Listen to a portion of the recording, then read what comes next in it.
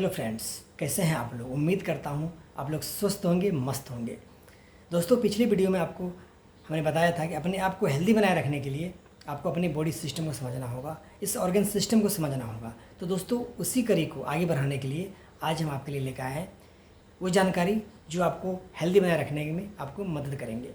तो दोस्तों, इसको समझने के लिए आज हम एक एग्जाम्पल से समझते हैं दोस्तों, कि जिस घर में आप रहते हो ना, उस घर को बनाने के लिए कई सारी चीज़ों को मिला के बनाया जाता है। जैसे कि आपको दोस्तों ईंट, सीमेंट, कंक्रीट, वाटर, पत्थर, इन सारी चीज़ों को मिल के एक बिल्डिंग तैयार होती है दोस्तों। सेम वे दोस्तों, हमारा जो बॉडी का जो बिल्डिंग है ना, ये भी बॉडी का जो निर्माण होता है ये कई सारी चीज़ों से मिल के होता है दोस्तों। इसमें सबसे जो छोटी इकाई है ना, उसे हम लोग सेल कहते हैं। और जब बहुत सारे सेल एक जगह मिलता है तो एक टिश्यू का निर्माण करता है, और जब बहुत सारे टिश्यू मिलते हैं तो एक ऑर्गन्स का निर्माण होता है, और जब बहुत सारे ऑर्गन्स मिलके एक पार्टिकुलर चीज़ के लिए काम करता है तो एक वो सिस्टम कहलाता है ऑर्गन सिस्टम।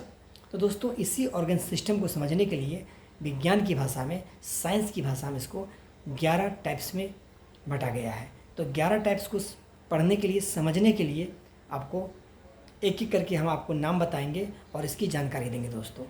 तो सबसे पहले जो नंबर पे जो आता है वो मस्कुलर सिस्टम है। मस्कुलर सिस्टम, इस मस्कुलर सिस्टम में हम मसल्स के बारे में अध्ययन करते हैं कि हमारे बॉडी का मसल्स किस तरह काम करता है, कैसे इसका निर्माण होता है और इसका क्या क्या काम है दोस्तों।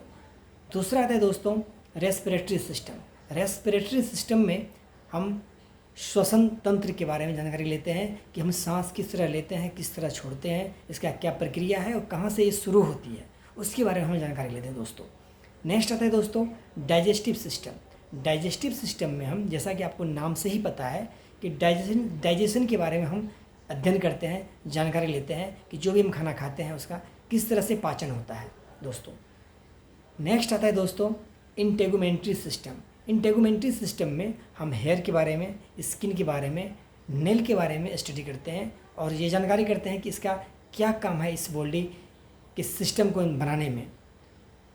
तो नेक्स्ट आता है दोस्तों सर्कुलेटरी सिस्टम। सर्कुलेटरी सिस्टम में हम जो बॉडी में ब्लड का फ्लो होता है, जो हार्ट बीट करता है, हमारा जो हार्ट पंप करता है ब्लड को, ये कहाँ कहाँ जाता है, किन किन पार्ट्स तक जाता है और ये किस तरह से काम करता है दोस्तों, इनके बारे में हम जानकारी लेते हैं सर्कुलेटरी सिस्टम के द्वारा। नेक्स्ट आता है दोस्तों एंडोक्राइन सिस्टम। एंडोक्राइन सिस्टम में हम मुख्य रूप से ग्लैंड्स के बारे में अध्ययन करते हैं कि कितने प्रकार के ग्लैंड्स होते हैं, इसका क्या काम है। जैसे कि दोस्तों आपने नाम सुना होगा कि थायराइड ग्लैंड्स, किसी को थायराइड हो गया, किसी को पिट्यूटरी ग्लैंड के भी नाम सुना होगा दोस्तों आपने, कि कई तरह के ग्लैंड्स होते हैं जिसका हम अध्ययन करते हैं, उसके फंक्शन के बारे में जानते हैं दोस्तों इस एंडोक्राइन सिस्टम के द्वारा। नेक्स्ट होता है दोस्तों रिप्रोडक्टिव सिस्टम। रिप्रोडक्टिव सिस्टम में हम समझते हैं कि मेल और फीमेल का जो रिप्रोडक्टिव पार्ट्स है उसका क्या काम है, उसका क्या फंक्शन है, कैसे ये यूज़ होता है, किस तरह से ये काम करता है इस बॉडी के सिस्टम के निर्माण में। नेक्स्ट आता है दोस्तों यूरिनरी सिस्टम। यूरिनरी सिस्टम का दूसरा नाम भी है एक्सक्लेटरी सिस्टम। एक्सक्लेटरी मतलब होता है excrete out wastage from the body, यानी बॉडी में जो भी हम खाना खाते हैं, जो भी पीते हैं, कुछ ना कुछ तो वेस्ट बनता है ना। इस वेस्ट को बाहर निकालने के लिए जिस ऑर्गन्स का काम होता है, जिस प्रक्रिया के द्वारा ये बाहर निकलता है, उसको हम समझते हैं इस सिस्टम के द्वारा। नेक्स्ट दोस्तों आता है नर्वस सिस्टम। नर्वस सिस्टम में हम नर्व के बारे में जानते हैं, ब्रेन के बारे में जानते हैं, स्पाइनल कॉर्ड के बारे में हम समझते हैं कि ये किस तरह से फंक्शन करता है, इसका क्या वर्क है, क्या काम है हमारे इस बॉडी सिस्टम में, इस ऑर्गन सिस्टम को निर्माण करने में। नेक्स्ट 10 नंबर में आता है दोस्तों एक्सक्लेटन सिस्टम। एक्सक्लेटन सिस्टम में हम समझते हैं बोन के बारे में, लिगामेंट के बारे में जानकारी लेते हैं और ये क्या उसका फंक्शन है, क्या काम है, हमारे इस बॉडी सिस्टम को बनाने में उसका कहाँ तक महत्व है, क्या काम है दोस्तों। नेक्स्ट दोस्तों लास्ट में एक आता है लिम्ब।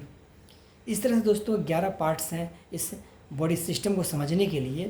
तो इसको याद रखने के लिए एक छोटा सा एक फार्मूला है, उस फार्मूला का याद रखिएगा, आपको नाम भी याद रह जाएगा कि मैंने जो नाम बताया 10 तो आपको याद रह ही जाएगा और लास्ट पे 11 लिम्ब है जो कि अलग से है। तो जो 10 है नाम, इसको मैंने उसी क्रम में बोला है आपको जिस क्रम में ये एक फार्मूला पे बैठता है।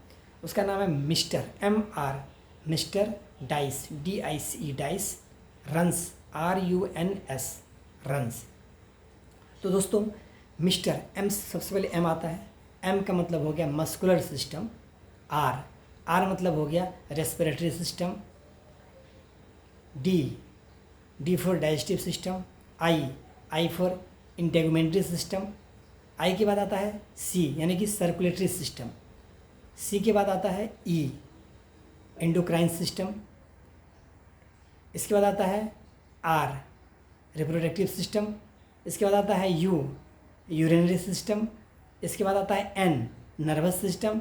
इसके बाद लास्ट में आता है एस, एस्केलेटन सिस्टम। ये 10 जो है उसी का जो पहला अक्षर है ना, मिस्टर डाइस रंस का पहला अक्षर ले लीजिए स्टार्टिंग का, उसको बैठा दीजिए इस चीज़ पे। ये नाम आपको याद रह जाएगा दिमाग में। तो दोस्तों नाम से कुछ नहीं होता, बट फिर भी नाम आपको याद रखना चाहिए।